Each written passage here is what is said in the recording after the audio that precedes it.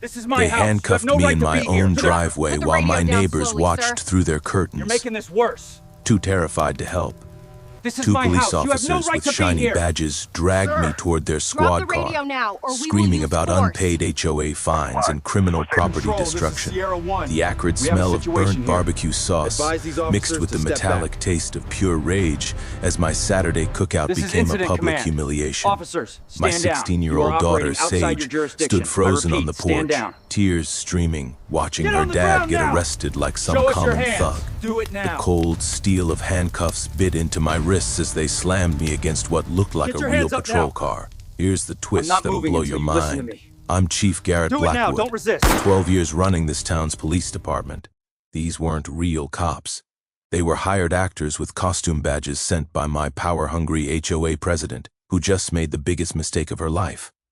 But I didn't reveal my identity. I played the helpless victim perfectly, because sometimes the sweetest revenge is letting criminals dig their own graves. What would you do if fake cops showed up at your door? Tell me where you're watching from. Every neighborhood needs to hear this story. Let me back up and tell you how this war started.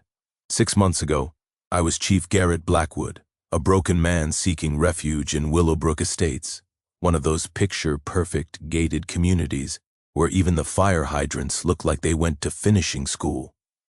I'd moved there after watching cancer steal my wife Marina piece by piece over 18 brutal months. She died, clutching real estate magazines, circling houses with trembling hands, planning the retirement we'd never share. I bought this place with her life insurance money.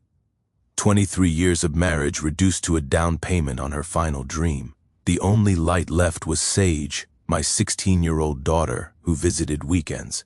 We bonded in the garage, restoring a 1967 Mustang convertible that Marina had adored. The sweet smell of motor oil mixed with Sage's vanilla perfume, while classic rock bounced off concrete walls. The only moments when breathing didn't feel like drowning. Day 3 in suburban paradise. I discovered I'd moved to hell with a homeowners association. 3 violation notices appeared overnight like parking tickets from Satan. Grass 0.2 in too tall. Mailbox charcoal black instead of midnight black. Garbage cans visible for exactly 4 minutes past pickup time. 4 minutes. I timed it with my police stopwatch, convinced someone was pranking the new cop. They weren't. Welcome to Cordelia Pimpton Hayes' empire of engineered misery. Picture a woman who could make a funeral director seem bubbly. 52. Silver hair scraped into a bun tighter than her smile. Shark eyes that appraised your net worth before bothering with hello. Her white Mercedes SUV patrolled our streets like a squad car. Vanity plates screaming Rules 1 in case anyone forgot who ruled their little corner of suburbia. The toxic bite of paint stripper burned my nostrils as I emergency repainted my mailbox at midnight. Across the street, Cordelia's McMansion blazed under security floods.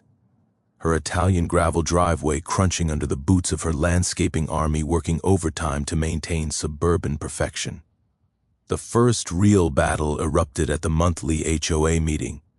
I'd politely questioned a $500 fine for unauthorized commercial activity, changing my truck's oil in my own driveway. Mr. Blackwood. Her voice could have crystallized vodka. Perhaps you don't grasp property standards here. This isn't some blue-collar neighborhood where people perform automotive maintenance in public. 24 neighbors became fascinated by their shoelaces. I realized these weren't homeowners. They were hostages paying mortgages to their captor. Sweet Mrs. Chen whispered the terrifying truth afterward. Cordelia had systematically destroyed 2 families through foreclosure lawsuits, seizing their homes over fabricated violations. She wasn't managing a community.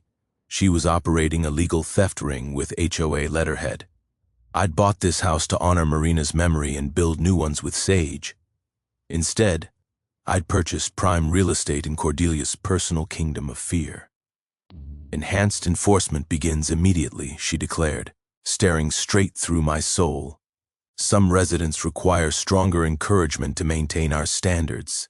That's when this grieving police chief realized Cordelia Pimpton Hayes had just made the fat bar Our mistake of threatening the wrong family. Week 2 of living in Cordelia's surveillance state brought daily doses of manufactured hell. Every morning felt like Christmas from Satan. Fresh violation notices tucked under my door like poison pen letters. Car parked 6 in, too far left in my own driveway.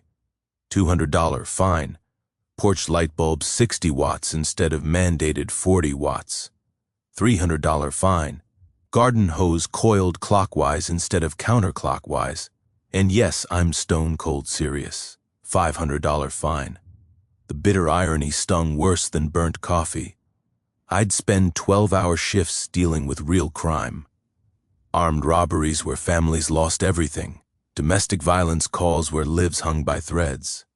Then drag myself home to find parking tickets on my personal F-150 for commercial vehicle storage. Apparently, my truck looked too working-ass for Cordelia's suburban utopia. But Tuesday morning shattered my illusions completely.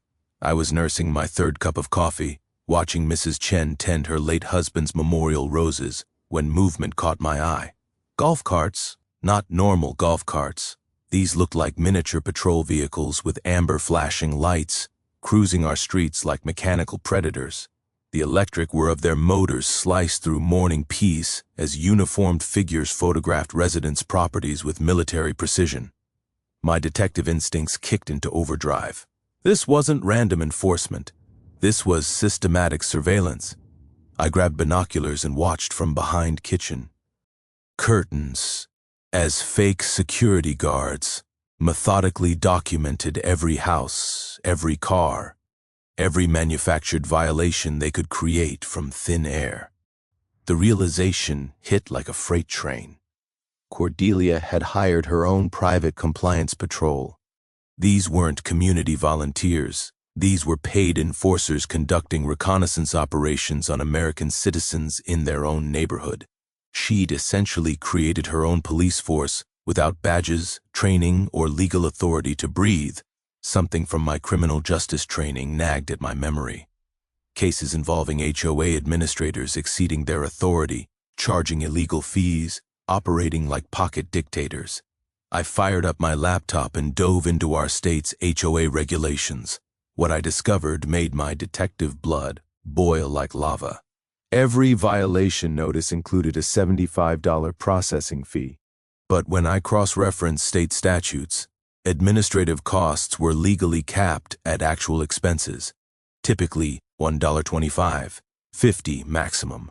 Cordelia was systematically overcharging residents by 300%, multiplying that theft across hundreds of bogus violations throughout our 200-home community.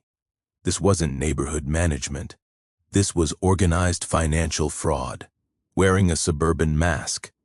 That weekend, Sage arrived for our sacred Mustang restoration ritual. She immediately noticed my stress lines while we worked on the carburetor. Her 16-year-old hands surprisingly steady, holding the flashlight in our oil-scented garage sanctuary. "Dad, why don't you, arrest her?" she asked, wiping grease off her fingers with a shop rag that smelled like her grandfather's old garage. "Can't abuse my position, sweetheart," I explained, showing her how to gap spark plugs properly. Police powers are for actual crimes, not neighborhood squabbles. But my brilliant daughter planted a seed that sprouted immediately. What if she is committing actual crimes? Game changer.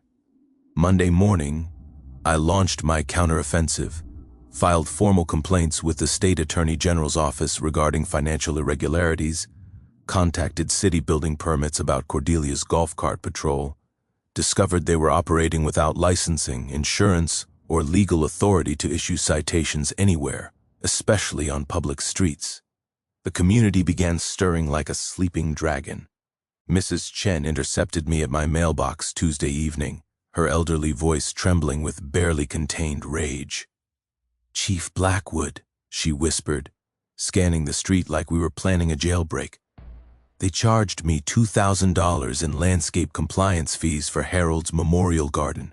40 years we've called this home, and now they want to destroy the roses. my husband planned it for our anniversary. That conversation gut-punched me into clarity. This wasn't about petty power trips. Cordelia was systematically targeting vulnerable residents who couldn't fight back. The elderly, the grieving, anyone she perceived as easy prey for her sophisticated intimidation operation. But my investigation was triggering her paranoia. Her white Mercedes started materializing at my driveway's end at random intervals. Brief surveillance missions that made the hair on my neck stand up. She knew someone was disrupting her perfect kingdom, but hadn't identified the insurgent. Our neighborhood's peaceful soundtrack transformed into something sinister. The ominous whir of golf cart motors patrolling at dawn. The rustle of citation papers slipping under doors like financial death sentences wrapped in legal language. One thing crystallized like winter ice. Cordelia Piton Hayes was about to learn that some people don't break under pressure, especially when that person carries real authority and has nothing left to lose except the memory of his wife's final dream. Cordelia's next assault came disguised as community improvement. Week 3 delivered the financial nuclear bomb, special assessment fees of $1,500 per household for emergency community upgrades. No details, no contractor bids, no explanation. Just 30 days to pay or watch your home disappear under lien proceedings.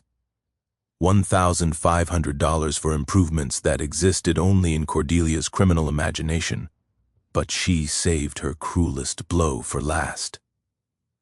Thursday afternoon, I dragged myself home from investigating an actual armed robbery, real crime with real victims, to find a cease and desist notice superglued to my garage door. My weekend car restoration project with Sage apparently violated residential use only covenants. Cordelia demand, Ed, I remove all automotive equipment immediately, or face a $5,000 fine for operating an unauthorized commercial garage.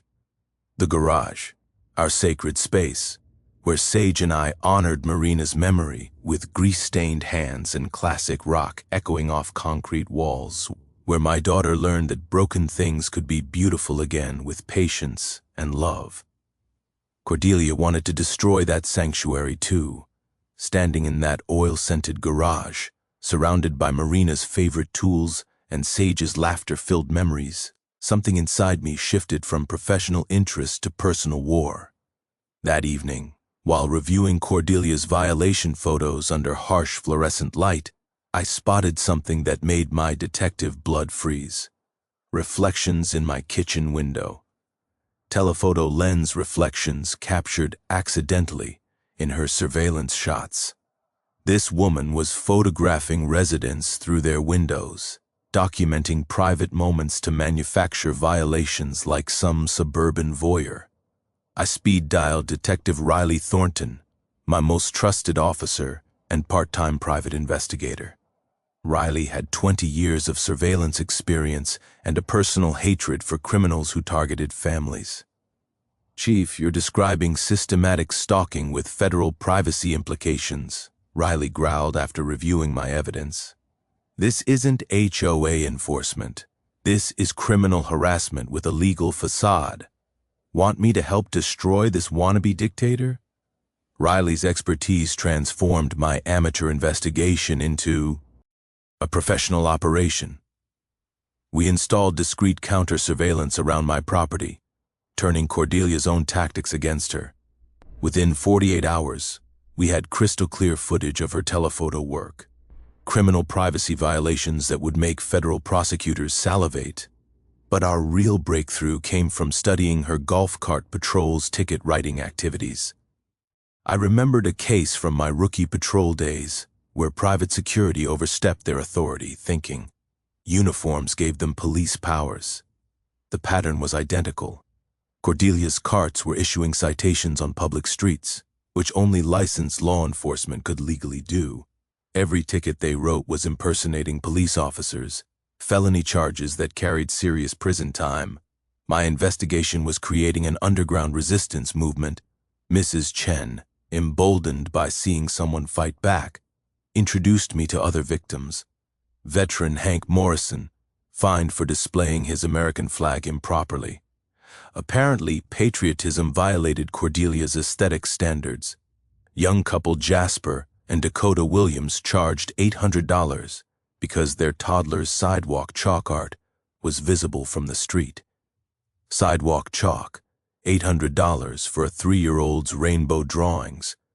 Cordelia's financial warfare reached its crescendo with my latest invoice, $3,200 in accumulated fines, payable at $400 monthly for 8 months, or immediately in proceedings against the house I'd bought with Marina's life insurance money. The last physical PSOF, our 23-year love story. That night, breathing in the familiar cocktail of WD-40 and memories, I made the decision that would end this nightmare permanently. Riley helped me install professional-grade hidden cameras, law enforcement quality surveillance that would capture every illegal act in high-definition detail. Within 1 week, we struck evidence gold. Video of Cordelia's patrol illegally entering private driveways, peering through garage windows, photographing personal property without consent, criminal trespassing with intent to harass, felony charges that would stick like superglue in court. I quietly contacted the district attorney's HOA fraud division, specialists I'd collaborated with on previous cases. Their revelation chilled me to the bone. Cordelia's special assessments constituted theft by deception under state law if funds weren't used as promised. Her entire operation was flirting with organized crime statutes. The mechanical click of telephoto camera shutters became our neighborhood's dawn chorus of terror. Cordelia conducted her stalking sessions at sunrise, when decent people were drinking coffee and preparing for honest work. That predatory clicking echoed off houses like a hunter marking prey. But every photograph was another felony charge. Every illegal citation was federal evidence. Every privacy violation was another year added to her eventual prison sentence. Cordelia thought she was terrorizing a broken widow-rower who'd cave under financial pressure. She had no idea she was being methodically hunted by someone who built airtight criminal cases for a living. She was about to learn that grief hadn't weakened me. It had transformed me into something infinitely more dangerous, a patient, furious police chief with nothing left to lose except the promise I'd made to Marina's memory. By week 4, Cordelia realized she wasn't fighting a grieving widower. She was battling organized resistance, her desperation wry like gasoline-soaked panic, as she hired actual private investigators to research every defiant resident hunting for blackmail material with the ruthless efficiency of a political assassin. The personal warfare exploded beyond petty harassment into full-scale character destruction. Official notice arrived via certified mail. My property would be liened within 72 hours unless I paid $4,800 in accumulated fines. That number had mysteriously multiplied through compound penalty clauses buried in legal fine print that would embarrass loan sharks. But here's where Cordelia's arrogance became her fatal miscalculation. When her investigators discovered I was the police chief, any rational criminal would have retreated faster than a vampire from sunrise. Instead, she doubled down with calculated legal warfare that revealed the bottomless depths of her sociopathic ambition. This woman actually believed she could intimidate a cop into submission. Her next move confirmed complete detachment from reality. Cordelia announced compliance. Hearings for all resistant residents. Show trials where her puppet board would play judge, jury, and executioner. She threatened immediate foreclosure proceedings against anyone refusing to gravel before her suburban tribunal. Mrs. Chen's summons arrived the same day as Hank Morrison's and the Williams families. The message blazed crystal clear: submit to public humiliation or watch your homes disappear into Cordelia's legal meat grinder. While she orchestrated her courtroom theater, I was methodically building a federal case that would transform her previous crimes into footnotes. Working through back channels with the DA's white-collar division, I uncovered the game-changing truth. Cordelia had been systematically looting HOA accounts for over 2 years. Those emergency assessments weren't funding community improvements. They were flowing like stolen rivers into personal bank accounts she controlled across multiple states. This wasn't neighborhood management. This was organized theft wrapped in suburban respectability. My federal law enforcement training recognized the pattern immediately from white-collar crime seminars. HOA fraud followed predictable blueprints, manufactured violations, illegal fee structures, embezzled funds, and witness intimidation campaigns. Cordelia was methodically checking every box on the federal prosecution's most wanted list. She'd scheduled my compliance hearing as her grand finale, a public execution designed to decapitate the resistance movement. Her preparation included character assassination files suggesting I was mentally unstable from grief, possibly self-medicating with alcohol. Pure fiction crafted to justify her harassment campaign and destroy my professional reputation. But that Saturday evening, while Sage helped organize evidence in our sacred garage, my brilliant daughter made the discovery that demolished Cordelia's entire house of lies. The familiar blend of motor oil and her vanilla lip gloss filled the air as she methodically sorted violation notices with teenage precision that would have impressed FBI investigators. "Dad, something's seriously wrong here," she said, comparing 3 citations side by side under the harsh fluorescent light. "These violation codes don't exist anywhere in the actual HOA documents." My daughter had just cracked the con of the century. I immediately cross-referenced every violation Cordelia had issued against our community's official governing documents. 60% of her citations referenced completely fabricated rules she'd invented to legitimize her extortion empire. Armed with this revelation, I reviewed my surveillance footage with fresh eyes. Cordelia's enforcement team had escalated from photography to outright burglary, illegally entering residents' backyards to manufacture violations through criminal trespassing. The predatory creak of backyard gates opening at dawn had replaced our neighborhood's peaceful morning soundtrack with the sound of systematic breaking and entering. But the most devastating discovery came from diving deeper into state corporate records.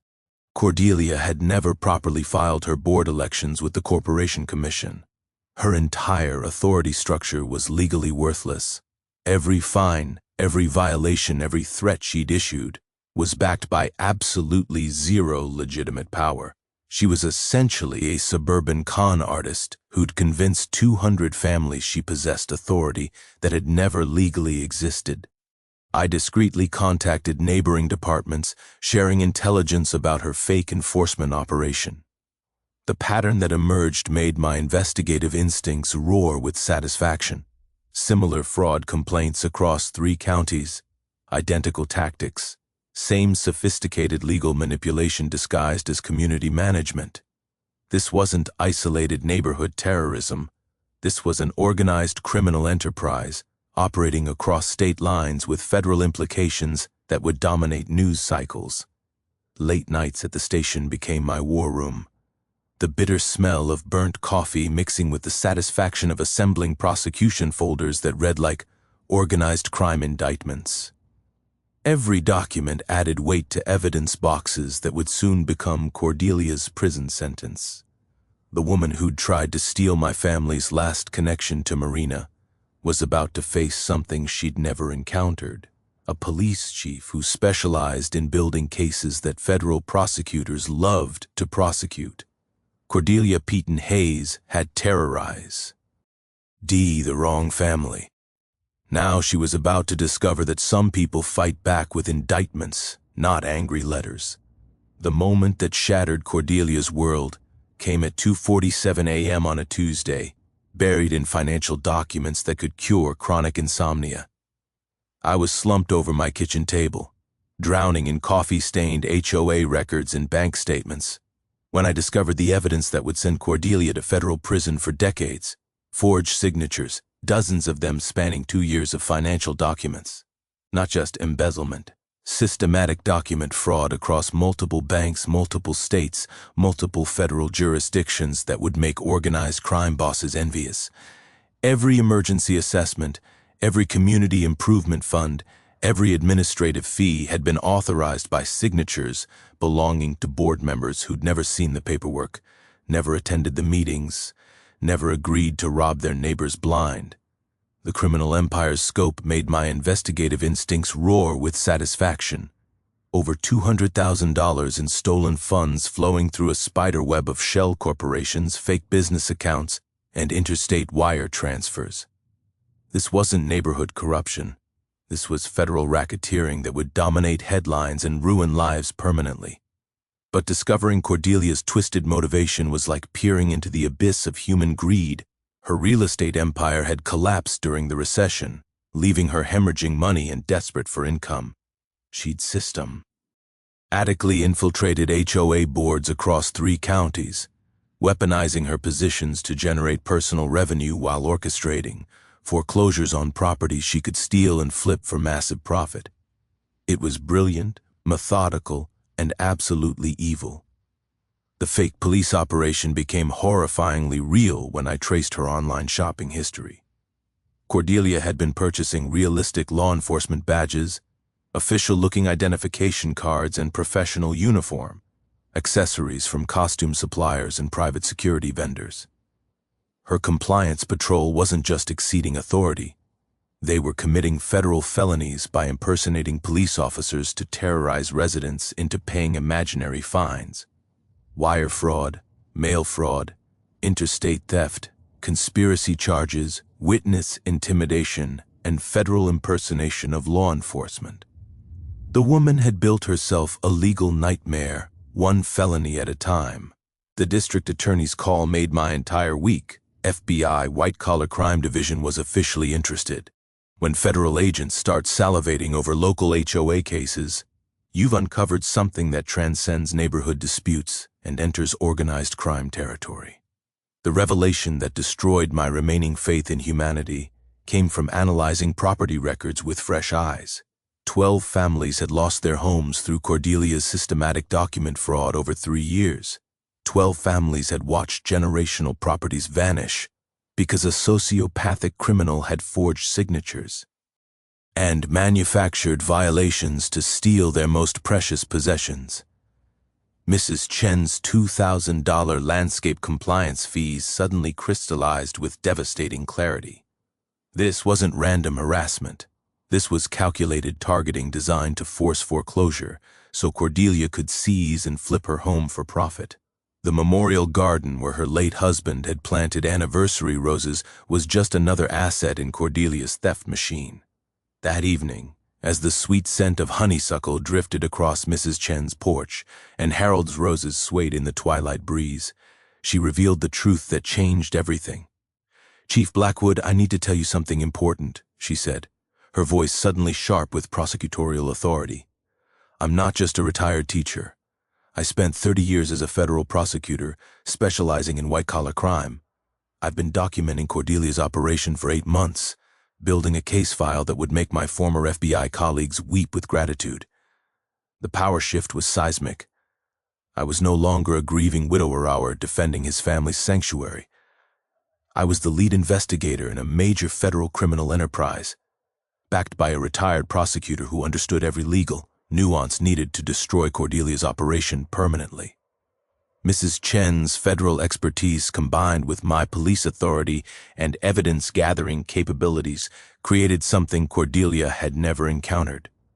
Competent opposition that knew exactly how to dismantle criminal organizations sing the full weight of federal justice. The woman who tried to steal Marina's final dream and destroy my healing sanctuary was about to discover that some enemies fight back with federal indictments, not strongly worded letters. My garage transformed from weekend sanctuary into federal war room within 48 hours.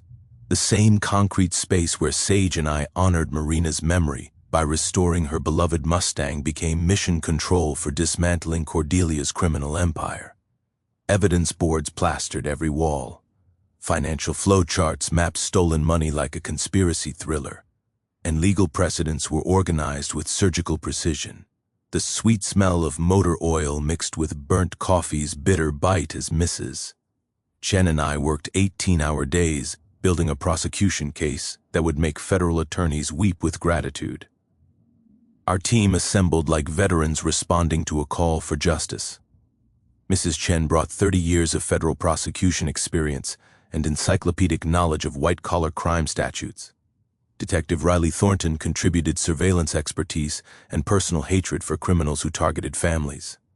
Hank Morrison, our neighborhood veteran, organized community resistance with tactical efficiency learned during 2 overseas deployments.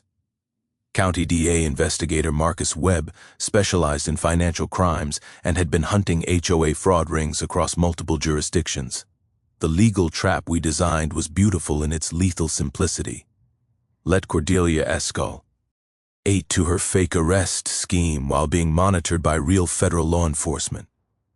We'd catch her committing multiple felonies on professional surveillance equipment that would destroy her in any courtroom from here to Washington, D.C. Technical preparation consumed our nights. Professional-grade recording devices were strategically hidden throughout my property. FBI white-collar division agents coordinated surveillance from unmarked vehicles, practically salivating over evidence files that read like organized crime novels. Search warrants sat ready for simultaneous execution at Cordelia's multiple properties and bank accounts spanning 3 states. Mrs. Chen's federal connections proved invaluable as she guided me through prosecution strategies designed to maximize Cordelia's prison sentence while protecting every victimized family.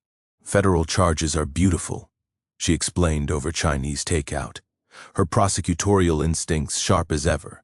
Cordelia can't plea bargain out of decades in prison when she's violated this many federal statutes. The woman built herself a legal death sentence. We established community protection protocols that extended beyond punishing Cordelia. Pruno lawyers volunteered to help families fight fraudulent foreclosures and recover stolen fees. A victim assistance fund was quietly organized through my police department's community outreach program to cover legal costs for residents who couldn't afford justice. The insurance fraud angle Mrs. Chen discovered added devastating federal penalties to our growing case. Cordelia had been filing false insurance claims on behalf of multiple HOAs, collecting money for imaginary damages and pocketing proceeds. Insurance fraud carried mandatory minimum sentences that would essentially guarantee she'd die in federal prison. During my years in law enforcement, I'd learned that HOA governing documents are public record in most states. Residents can always request copies before buying homes in any community. Federal mail fraud charges automatically apply when HOA violations are sent through postal service, turning local harassment into federal crimes. Most importantly, impersonating law enforcement officers carries serious felony charges in all 50 states, with no possibility of pleading down to misdemeanors. Our evidence preservation operation resembled a federal task force investigation. Every fake badge purchase was traced through online vendors and credit card records. Every forged signature was verified by handwriting experts who testified in federal court. Every stolen dollar was tracked through forensic accounting that would impress Treasury investigators. The timing had to be perfect. We needed Cordelia to commit her fake arrest performance while federal agents documented every criminal act, creating undeniable evidence that no defense attorney could spin or explain away. Community healing became equally crucial. We organized neighborhood meetings to rebuild trust systematic. Ally destroyed by years of terror. A block party was planned for after justice was served, something positive to replace the fear that had paralyzed families for too long. My personal motivation crystallized during those late nights surrounded by evidence that would destroy the woman who tried to steal Marina's final dream. This wasn't just about protecting my family's sanctuary, it was about honoring my wife's belief that good people must never surrender to evil, regardless of how sophisticated or legally manipulative that evil appears.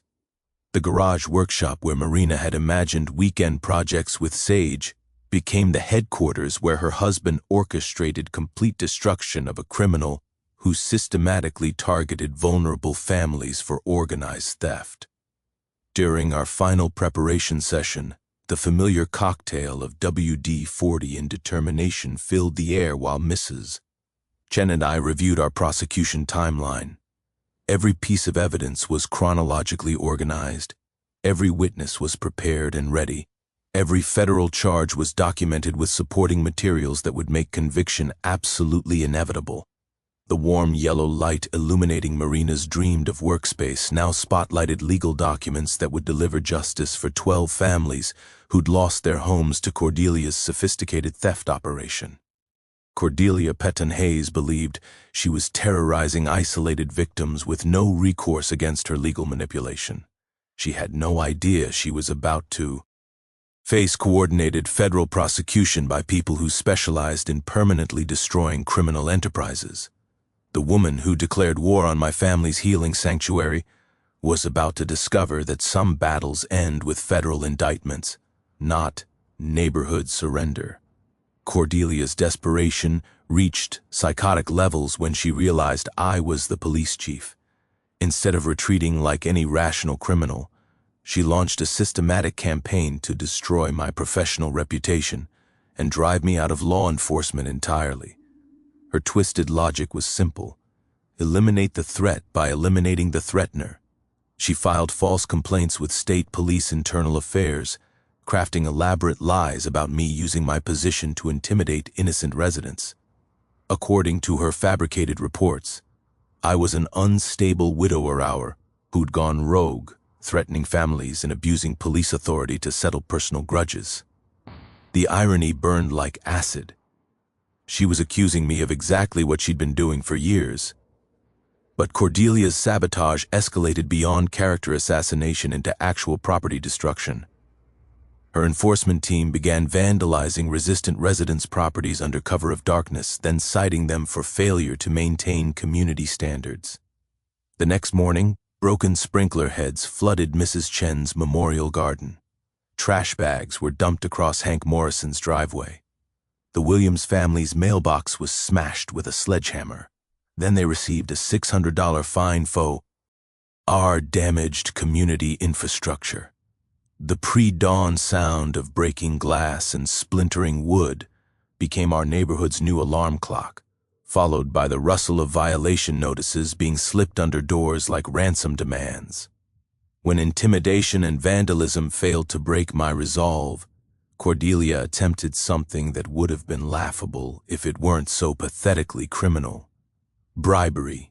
Through carefully chosen intermediaries, she offered me $10,000 to relocate for the good of community harmony.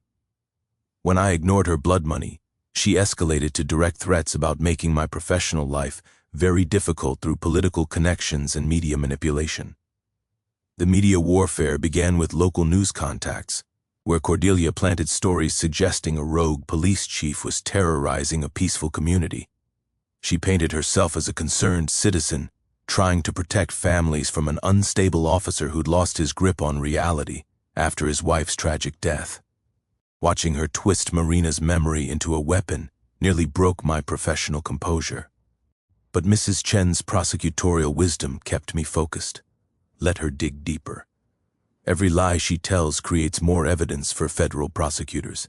The FBI investigation pressure intensified as wire fraud evidence mounted like an avalanche. Cordelia realized the federal net was closing, but her narcissistic personality couldn't accept defeat. Instead of cutting losses and fleeing, she implemented martial law-style enforcement throughout our community. Her patrol teams began conducting safety inspections, illegal searches of resistant residents' properties without warrants, permission, or legal authority. They photographed personal belongings, documented private conversations, and created detailed files on anyone who'd opposed Cordelia's reign of terror. The chemical smell of spray paint filled morning air as her vandals marked houses for targeting, followed by the mechanical whir of golf carts conducting surveillance like enemy reconnaissance missions. But every desperate move provided more federal evidence: witness intimidation charges, conspiracy to commit burglary, civil rights violations, organized harassment across state lines. Cordelia was systematically adding decades to her eventual prison sentence with each escalating crime. The fake emergency she declared took her delusions to new heights of criminal stupidity. Citing community security threats posed by militant residents, she justified increased enforcement and expedited foreclosure procedures. According to her emergency declaration, normal families exercising their legal rights had become domestic terrorists, requiring immediate neutralization. My surveillance cameras captured everything in high-definition detail. Her patrol teams conducting illegal searches, her vandalism crews destroying property under cover of darkness, her intimidation specialists threatening elderly residents with homelessness if they didn't submit to her authority. Profession. Al protection arrived when my superiors and the mayor reviewed our evidence files. After examining documented proof of Cordelia's systematic criminal enterprise, they issued full department support for my investigation. My professional reputation became bulletproof against her character assassination attempts.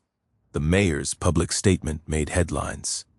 Chief Blackwood has this administration's complete confidence and support in investigating serious criminal activity affecting our community. We commend his professional handling of what appears to be organized fraud disguised as neighborhood management. But Cordelia's final gambit revealed the true depths of her sociopathic desperation. She filed emergency foreclosure proceedings against my house through falsified legal documents, claiming I posed an immediate community safety threat that justified seizing my property without due process. The house Marina and I had chosen together, the sanctuary where Sage learned that broken things could be beautiful again. Cordelia wanted to steal the last physical connection to our family's dreams and sell it for profit like she'd done to 12 other families. That's when federal intervention protocols activated automatically. Attempting to steal a police chief's home through document fraud, while under federal investigation qualified as obstruction of justice with witness intimidation enhancements. The sound of Cordelia's world collapsing was deafening and music to my ears. Every photograph she took became evidence of stalking. Every illegal citation became federal mail fraud. Every privacy violation became another year in federal prison. The woman who thought she could intimidate a grieving widower was being systematically destroyed by someone who understood that patience and evidence always defeat desperation and crime. Cordelia's endgame arrived like a badly scripted crime drama, but with real handcuffs and federal consequences. Her final gambit was hiring professional actors with realistic police uniforms to arrest me for multiple community violations and threatening behavior toward residents. She descended so far into criminal delusion that she believed fake cops could intimidate a real police chief into submission. The irony was breathtaking and about to become her legal destruction. Professional coordination transformed my neighborhood into a federal sting operation. Real backup officers positioned themselves invisibly around surrounding houses. Body cameras active, federal agents monitoring communications from unmarked surveillance vehicles. Every word, every action, every criminal choice Cordelia made would be documented in courtroom-quality evidence. Mrs. Chen's prosecutorial experience proved invaluable in preparing our witness strategy. Resistant residents received discreet alerts about the fake arrest attempt, ready to provide testimony and video evidence that would devastate any defense attorney foolish enough to represent Cordelia. But the P.S. Ecological warfare intensified as Cordelia spread malicious rumors designed to isolate me from community support. According to her whisper campaign, I was facing professional investigation, would be fired imminently, and had become mentally unstable from grief.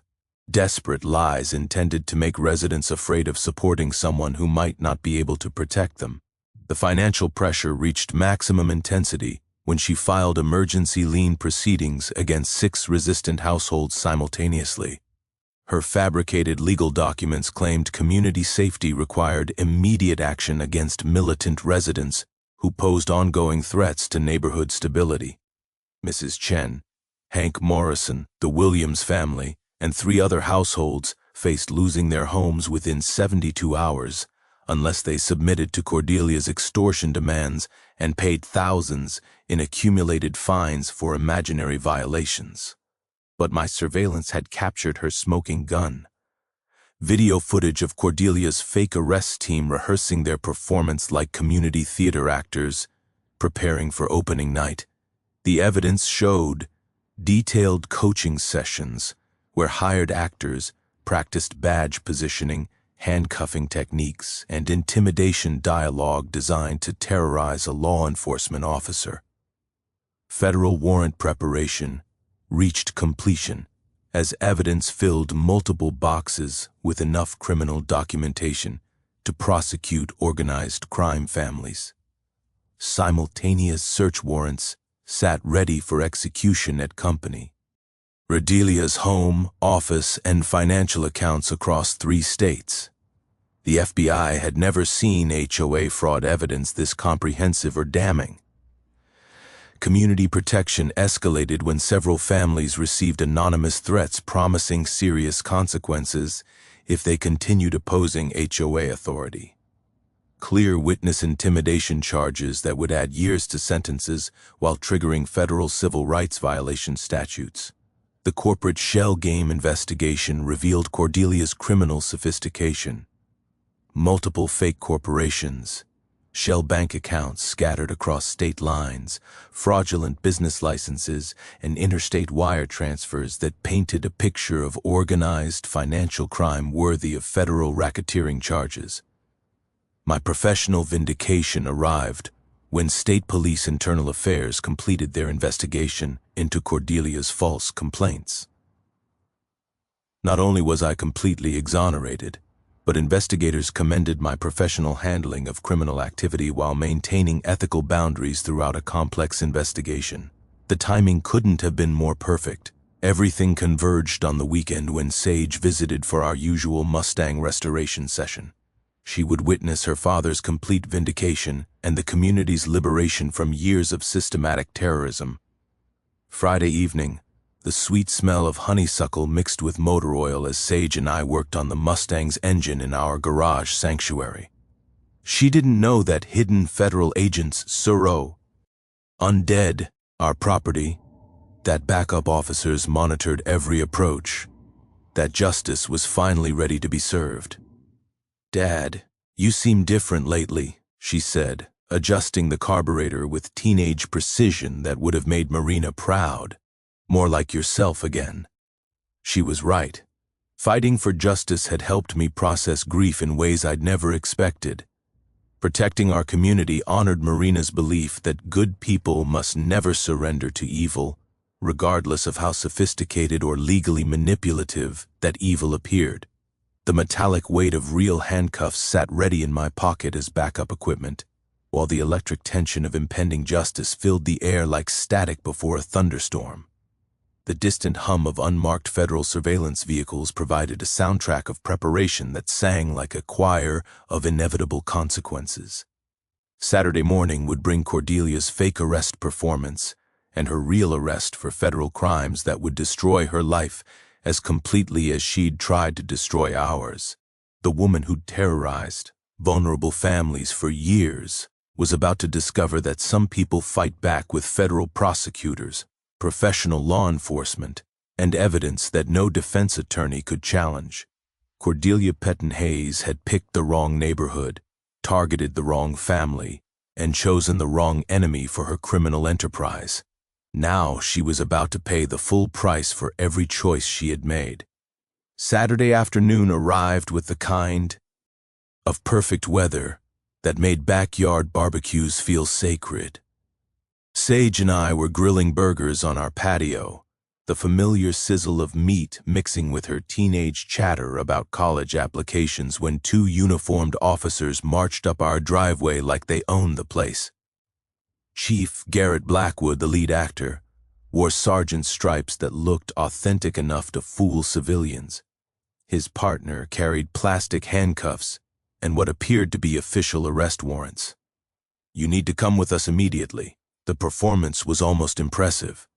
They cited multiple HOA violations, criminal property destruction, and official misconduct in the performance of your duties. According to their fabricated paperwork, I was under arrest for using my position to intimidate innocent residents.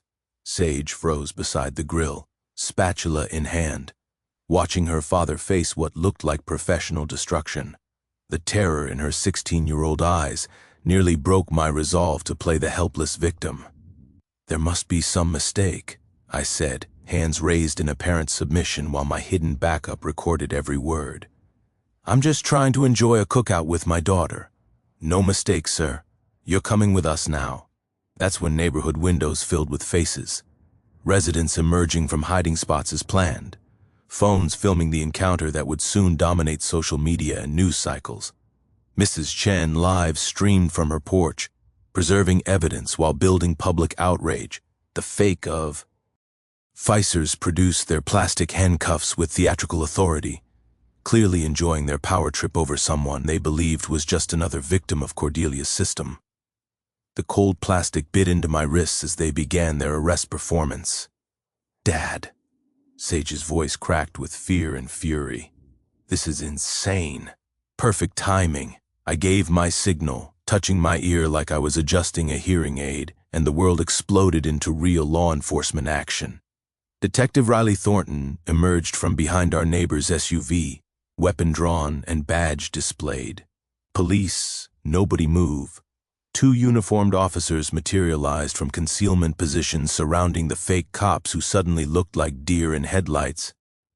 But the real show started when Cordelia's white Mercedes screeched into view, expecting to witness my public humiliation. Instead, she drove straight into a federal takedown operation featuring more badges than a law enforcement convention. FBI agent Sarah Martinez stepped into the driveway like justice personified, federal credentials gleaming in afternoon sunlight. Cordelia Peton Hayes, you're under arrest for federal wire fraud, conspiracy to commit theft, impersonation of law enforcement officers, and organized financial crimes. The look on Cordelia's face was priceless. Pure shock, transitioning to desperate calculation as she realized her entire criminal empire was collapsing in real time. Wait, she stammered. This is just a neighborhood dispute. These people are, ma'am. You have the right to remain silent, I interrupted, producing my real badge and displaying it for the growing crowd of witnesses. I'm Chief Garrett Blackwood, and you've just committed multiple federal felonies in front of enough law enforcement to staff a small army. The neighborhood erupted like New Year's Eve crossed with the 4th of July. Residents who'd suffered under Cordelia's reign of terror emerged, cheering from houses where they'd hidden for years. Someone popped champagne. Mrs. Chen raised her live stream phone higher, broadcasting justice to the world. This is impossible, Cordelia whispered as federal agents snapped real handcuffs onto her wrists. I run this community. I have authority here. Actually, Mrs. Chen called from her porch, her prosecutor voice carrying across the crowd. You never filed proper board elections. Your authority never legally existed. Local news crews arrived exactly on schedule, capturing Cordelia's perp walk and interviewing residents about years of systematic harassment and financial fraud. The story would lead every newscast and dominate social media for weeks. Federal agents executed simultaneous search warrants at Cordelia's multiple properties, discovering $180,000 in stolen HOA funds, fake badge manufacturing equipment, and files documenting organized fraud across multiple counties. Her fake officers and patrol team members were arrested in coordinated operations that stretched across 3 jurisdictions. But the moment the tea made everything worthwhile came when Sage threw her arms around me, tears of pride mixing with relief. Dad, that was amazing. Mom would be so proud. She was right. Marina's belief that good people must fight evil had guided every decision, every investigation, every patient moment of building an airtight case that would protect families for years to come. My police department colleagues arrived to offer congratulations and professional recognition. The mayor announced a formal commendation for protecting the community while maintaining ethical standards throughout a complex investigation. The block party that erupted spontaneously felt like Liberation Day. Residents realized they were finally free from years of harassment, financial extortion, and systematic fear that had poisoned their own neighborhood. Cordelia's last words as federal agents loaded her into their vehicle were almost poetic. "This can't be happening. I had everything under control."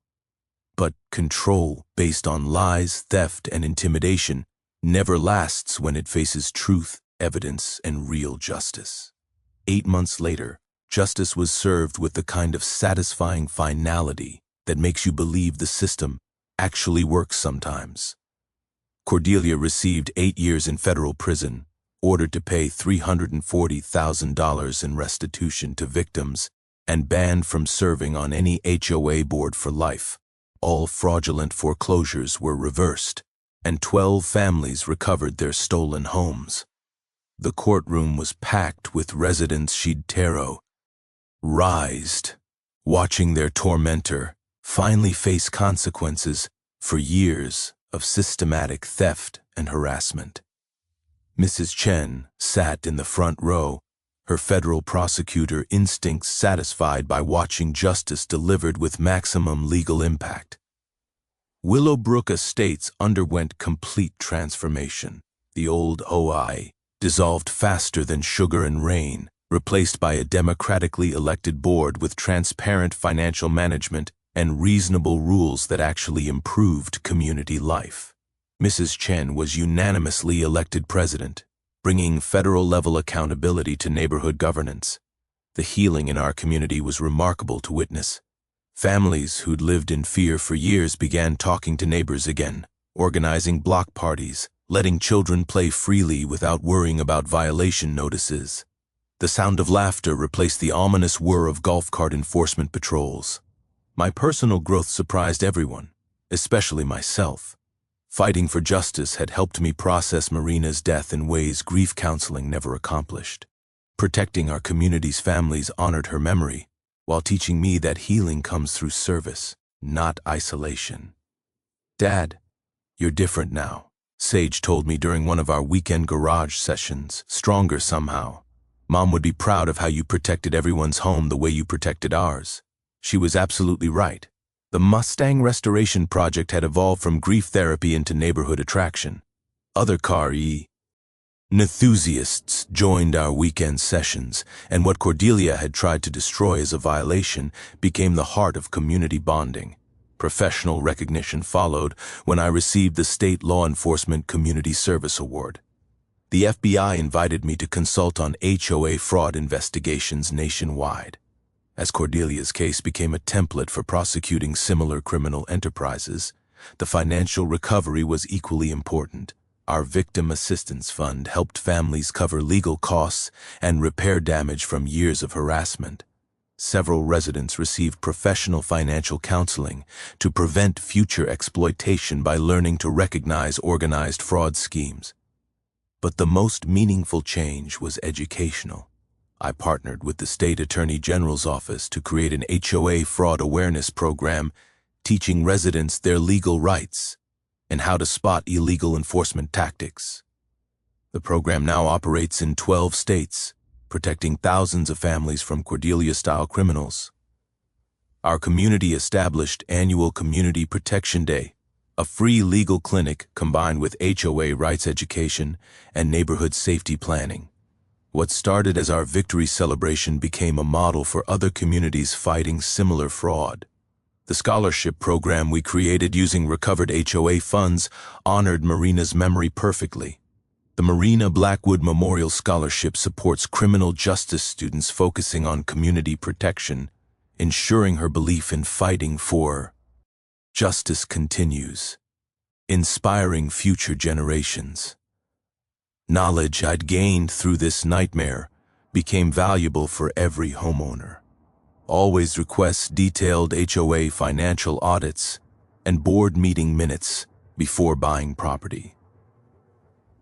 Research your state's specific laws regarding fee limitations and enforcement procedures. Many HOAs operate beyond their legal authority because residents don't know their rights. Most importantly, document everything and never face HOA disputes alone. Organized resistance is infinitely more effective than individual complaints. 3 other states contacted me to investigate similar fraud schemes based on precedents established in Cordelia's prosecution. Her criminal enterprise had inspired copycat operations that federal authorities were now systematically dismantling, using our evidence-gathering techniques. The personal healing was the greatest victory. I realized this experience had taught me that protecting community was Marina's final gift, showing me purpose beyond grief, meaning beyond personal loss. Her dream of a peaceful retirement home had evolved into something greater, a neighborhood where families felt safe and protected. The transformation was complete 1 year later during our community's first annual Protection Day celebration. Sunset painted the sky in shades of hope, while families gathered for barbecue and fellowship in our shared spaces. Sage taught neighborhood kids about car engines under the hood of our restored Mustang. Mrs. Chen S. Haired legal advice over lemonade and stories that made everyone laugh. Hank Morrison's American flag flew proudly on his properly decorated porch, no longer a violation, but a symbol of freedom from tyranny. The sound of children's laughter filled spaces where fear once ruled, while porch lights glowed warmly without anyone measuring their wattage. The sweet scent of genuine community cookout mixed with honeysuckle from Mrs. Chen's memorial garden, where Harold's roses bloomed more beautifully than ever. The satisfied crunch of gravel under feet, walking freely in their own neighborhood, replaced the predatory whir of enforcement patrols. But the most powerful moment came when new residents asked about our community's safety and happiness. We could honestly tell them they were moving into a neighborhood that had faced evil and chosen to fight back with law, evidence, and unity. Cordelia Petton-Hayes thought she could terrorize vulnerable families into submission through sophisticated legal manipulation. Instead, she created something she never expected, a community that learned to protect itself and others from people exactly like her. Have you survived an HOA nightmare that seemed impossible to fight? Share your story in the comments. You might help someone else recognize fraud before it destroys their family's dreams. Your experience could be the warning that saves a neighbor from losing everything. Hit that subscribe button, because next week, I'm sharing the story of a homeowner who turned her neighbor's illegal Airbnb empire into a federal tax evasion case that brought down an entire rental fraud network. Trust me, you won't want to miss that take.